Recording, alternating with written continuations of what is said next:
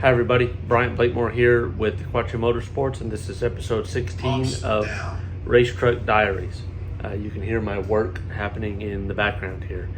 Anyway, today I went home during my time off, and we got a few things done on the truck. I got a hold of the guys at Seems Legit Garage, and they plugged in or remoted into the transmission controller again, and they fixed a few of the shift points or the shift pressures, so it would shift a lot, quite a bit smoother. A few of the shifts were pretty harsh.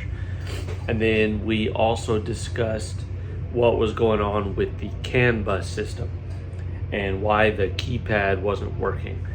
And here's what I want to share with you. I made a mistake. This is my first time to do CAN bus. I've never done it before, and I wasn't sure. I didn't know what I was doing correctly. So, made up some diagrams here. All right, hopefully you can tell that there are two different color wires here. So this is the keypad and this is the computer. And the way I wired my system was I had a twisted pair of 22 gauge wire, and then I had two resistors wired in, but before the computer and before the keypad. And apparently that's incorrect. You shouldn't do it that way. So what I will have to do is rewire this to where the resistors, which I'm using 120 ohm quarter watt resistors, those two resistors need to terminate the entire CAN bus system. Think of it kind of like a bus bar with the resistors on either end, and everything else plugs in the middle between the resistors. I didn't know that. So this is the correct way to do it. So you've got your resistors on either end, and then all of your other items wire into your main CAN line. And then you wire each one in, and each of these items doesn't require a resistor, but then they can all communicate on the same network. So I have to fix that. We should be fixing that on Saturday. Also, if you notice, the original one only has two items, the keypad and the computer, and the new one has the keypad, the computer, and a gauge.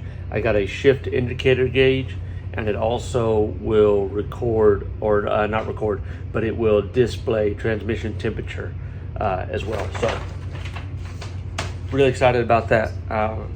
Learning things, these are all things that I have to learn to keep my truck updated and to build new trucks in the future and to understand these systems better. So I just get my hands dirty and do it and make mistakes. And fortunately, I talk to people that know what they're doing and are able to communicate with me what I did wrong and how to fix it. Pumps up.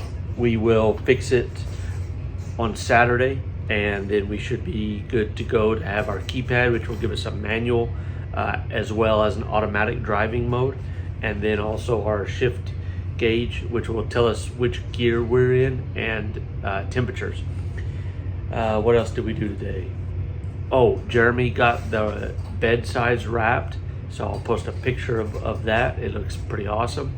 And then I got the truck driven over to the guys at 806 Desert Customs. Tomorrow they're going to do an alignment for me and get the alignment done on the truck. What are you doing? Filming a video. Oh. What are you doing? Ruining my video. You can get back to work. I am at work.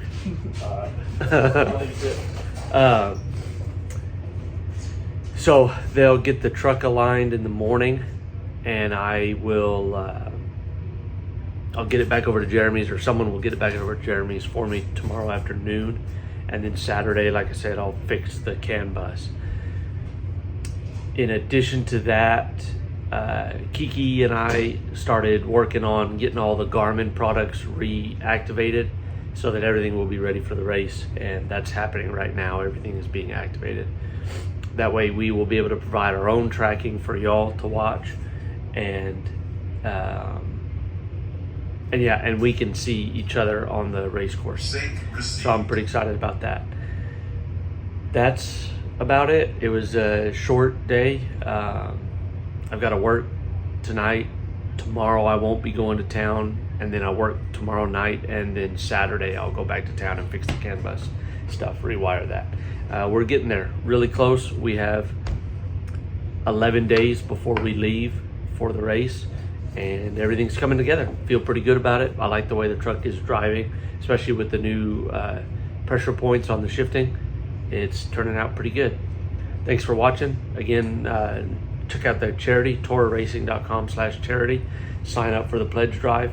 We are sitting right around $14.20 per mile pledged, and I'd like to get up to about $25 or $26 a mile, and that'll put us about where we were last year when we made our donation last year.